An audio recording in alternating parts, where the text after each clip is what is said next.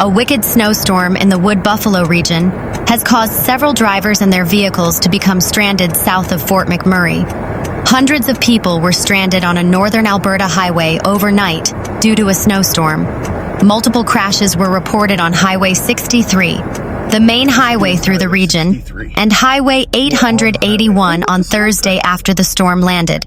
Both are provincial highways in and out of Fort McMurray. As of Friday afternoon, travel was not recommended for about 100 kilometers of Highway 63 between Crow Lake Provincial Park and Fort McMurray International Airport, according to 511 Alberta. Travel was also not recommended on Highway 881 from Margie to Highway 63. Mounties did not know how many people were stuck overnight, nor when traffic would return to normal. A flyover conducted by a third-party company on Friday counted approximately 300 vehicles stopped in two different pockets of congestion. One of pockets of congestion was caused by a semi-blocking northbound traffic on Highway 63 near Sand Tiger Lodge. We're not sure if this accident is 5 kilometers, 10 kilometers, 15 kilometers in front of us. And I have no idea how far the traffic is backed up, but it's as far as we can see. Judith Iwascu told CTV News Edmonton Friday morning after spending the night in her vehicle. We're definitely better off than some people. I know people have run out of fuel, and there are some parents with small children who are lacking food and water and fuel, Iwascu said. Meanwhile, snowdrifts that were 2 or 3 feet tall were continuing to grow. MCON Services, which Alberta contracts for highway maintenance in the region, has crews on the ground working to quickly clear the snowfall, according to a government spokesperson. Additional resources have been deployed from Lac La Biche and Athabasca to support these efforts and help create safe access for emergency responders and tow operators. RCMP are currently coordinating escorts for tow trucks to move northbound and remove the vehicles blocking the highway. Emergency services have also been on site providing supplies and fuel to stranded motorists. The Transportation and Economic Corridors Ministry said in an email. The priority is to safely clear the roads as quickly as possible. The highway will reopen once it is safe to do so. Regional Municipality of Wood Buffalo Mayor Sandy Bowman told CTV News Edmonton that it had deployed its own fleet of tow trucks south after assessing the situation. He said conditions like these should have been sorted quicker in heavy winter months, like January. But April snowstorms are less predictable and perhaps have fewer resources. We'll take a look at what happened and where the failures were, and take a look at what the province could maybe do better with the contractor to ensure this doesn't happen again. It's still winter. Fort McMurray still has 2 feet of snow on the ground, Bowman said. What I do know is that our residents have been stuck there now for some up to 12 hours now, so we want to do everything we can. If that means taking our municipal resources and heading down the highway, we're going to do that. The province said any delays to clearing the highway were not due to a lack of preparedness, but rather the severity of the storm, poor visibility, ongoing snowfall, and the need to ensure it was safe for crews and tow operators to access the scene. The government is reviewing highway maintenance contractors' response to this storm, as it does after all major storms, a spokesperson said. Friday evening, the Regional Municipality of Wood Buffalo said it was working to get residents still stuck on Highway 63 back to major neighborhoods in Fort McMurray. It's not known if anyone was injured in any of the crashes. The highway was closed overnight as tow trucks and heavy wreckers continued to dig vehicles out of snowdrifts. A group of community members braved the conditions early Friday morning to do what they could to help. Justin Young and Brian Power told CTV News Edmonton they were able to pull out 28 vehicles and delivered fuel, water, and pizza, donated by Joma's Pizza, to multiple others. Community, Young said when asked what motivated him. They do it for us. We'll do it for them. Power added, if we could have got more, we would have, but we can't. The tractor trailers are doubled up in lanes. They also saw many vehicles in the ditch. The temperature late Friday morning was about -6 degrees Celsius. It was a stark reminder of the importance of being prepared for emergencies. We are coming up on the 10-year anniversary of Fort McMurray wildfires, and I think as a community, we were so underprepared during that emergency situation. And this is almost reminiscent of that because people were not prepared to travel in this type of weather, Young said. Having a spare pair of gloves, a spare toque, having a blanket, having a full tank of fuel, some snacks and some water, an emergency roadside kit with necessities is so important, during winter travel especially. The situation also had Iwascu thinking of the 2016 fire that prompted Fort McMurray's desperate evacuation. Still stuck. We have these elaborate systems put in place for emergency management, and we've had so many catastrophes in Fort McMurray, and it seems like this region is just notorious for always waiting until the last minute, and then trying to fix a problem after it's tripled and quadrupled in urgency and size, she told CTV News Edmonton. It shouldn't be like this. You've got a large percentage of Canada's gross domestic product coming out of the city. There's no reason that we should be lacking the resources and the help that we need right now. A transportation department spokesperson told Global News in an email its highway maintenance contractor and several other crews are working to clear the snowfall. The priority is to safely clear the roads as quickly as possible. The highway will reopen once it is safe to do so, they wrote. The night has been stressful for people stranded.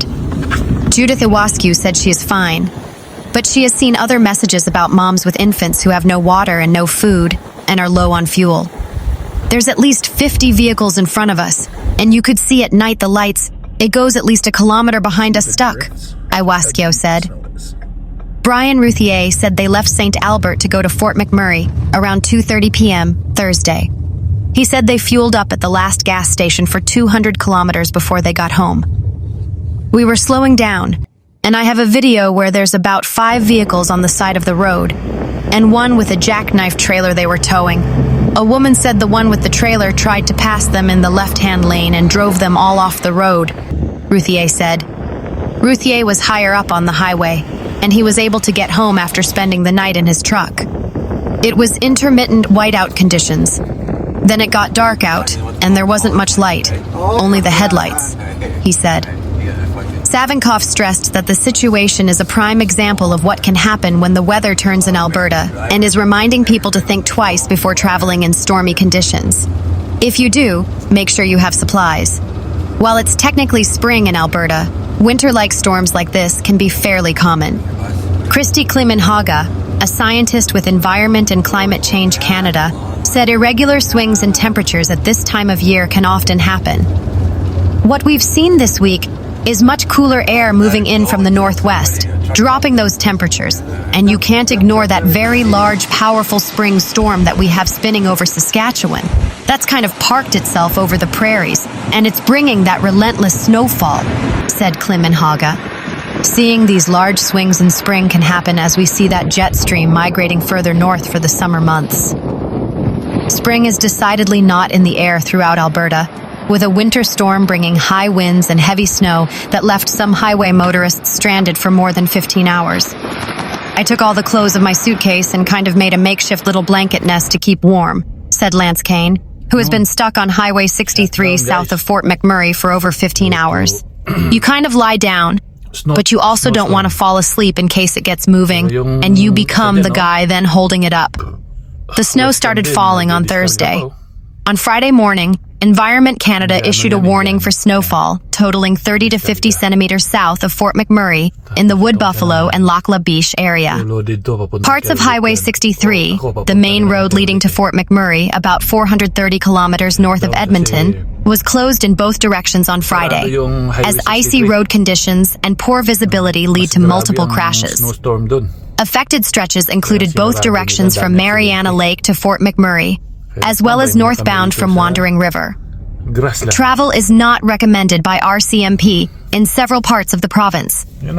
Kane left for Fort McMurray from Edmonton around 3 p.m. Thursday and was stopped in traffic about 100 kilometers south of Fort McMurray just before 7:30 p.m. He hasn't moved an inch since then, he told CBC on Friday morning. I don't see movement. A plow drove by. Seems like there's 20 cars still ahead of me. 2 semi-trucks collided on Highway 881 just north of Heart Lake, according to Lac La Biche, RCMP. Their loads became compromised and much debris is blocking Highway 881 in both directions, RCMP said in a statement. An additional 2 to 5 centimeters will fall over highways and communities south of Fort McMurray before snow tapers off in the afternoon. The winter storm isn't just affecting northeastern Alberta.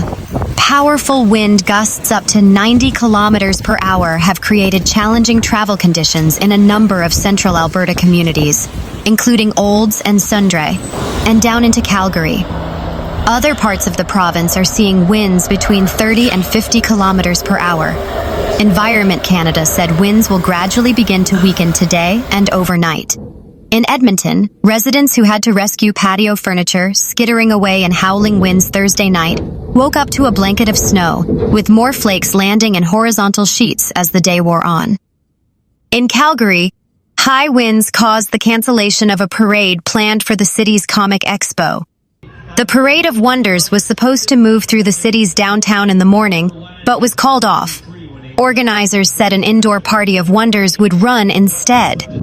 This decision was not made lightly, but made with the safety of participants as first priority, and in accordance with recommendations from trusted production partners, expo organizers said in a statement. Parts of northern Saskatchewan through to northern Manitoba were also walloped by snow and wind. In Saskatchewan, some areas in the northeast were hit with anywhere between 18 to 25 centimeters, and more was expected into the weekend. Brian Proctor, a meteorologist with Environment Canada, said the snow was welcome. Heavy snowfall in the boreal forest will help us moving forward in a better way as we enter forest fire season, he said. Meanwhile, much of Saskatchewan has been dealing with another spring snowstorm that started Thursday and continued overnight into Friday. It's the heaviest in the north, where places like Cumberland House, Pelican Narrows, and Lac La Ronge are under an orange warning for severe weather. Other locations like La Loche, Prince Albert, and Melfort are under yellow warnings. Danielle Desjardins, a warning preparedness meteorologist with Environment and Climate Change Canada, ECCC, said the north will experience the most snowfall from this storm. They are still getting hit, and they continue to be hit the hardest, she said. ECCC follows a data model that allows improved accuracy in climate research and forecasting, allowing it to track how much snow communities get, Desjardins said. It looks like Meadow Lake would be in about the 18 to 24 centimetre range, perhaps. And then Prince Albert would be in the 12 to 18. Ronge looks like 24 to 27. Desjardins said Saskatoon got about 5 centimetres on Thursday, and Regina got 5 to 10 centimetres. Both cities are getting hit again today, but Desjardins said the storm is starting to weaken. Later today, it does start filling and weakening. So yeah, over the course of the day, you're going to see flurries by this evening into Saturday, she said. Denise Renault, who lives in Wadden Bay, about 25 kilometers north of Ronge, was watching the snowfall continue on Friday. Yesterday, we got probably a foot of snow or maybe a bit more, and then overnight. Now we got another 3 or 4 inches. So we're just waiting to see what's going to happen in the next 24 hours, he said. Candice Reese, who lives in Ronge, said the school canceled out-of-town buses, which rarely happens. People who live 15 kilometers out of town, in some of the outer places there were no buses for them today because it meant the bus had to go on the highway, Reese said. The highway hotline showed the roads around Ronge covered in snow. Reese said lots of people are getting their vehicles stuck in town. They're trying to keep the main arteries of town open, of course, so it's difficult when the side roads, if you turn on the side road here, you might get stuck. Carter Cassette, owner of Ronge and area hauling services, said he and his crew were out all day helping people who get stuck. He said the snow was falling quicker than a shovel could remove it. We got the skid steer going over there, and I think we've done probably close to about 25 houses already today, and still a full afternoon booked up here, he said. He's happy to lend a hand. We just enjoy helping out the community, just getting everyone able to get where they're going, like everyone trying to get groceries and whatnot, he said. Areas in the province experiencing flooding will be hit with more snow as well before the storm is gone, Desjardins noted. It's not unusual to see these storms in spring, but this particular one is potent, she said.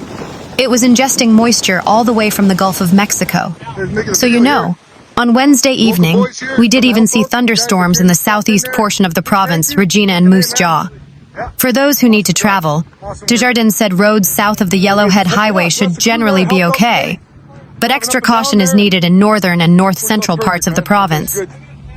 You're going to have additional reduced visibility, not only with the falling snow, but combined with the winds and some blowing snow will be possible. Travel conditions will be quite poor over the course of the day still for those areas. Renault said he just expects this from Saskatchewan weather. You get ready for spring, farmers probably getting their equipment all ready, and all of a sudden, oh my God, what's this? But take it with a grain of salt. And again, this is moisture, so that's a good thing, he said. Better days are on the horizon, Desjardins predicted. After the system slowly dies off by the end of the weekend, we're looking at least a couple days of fairly dry weather.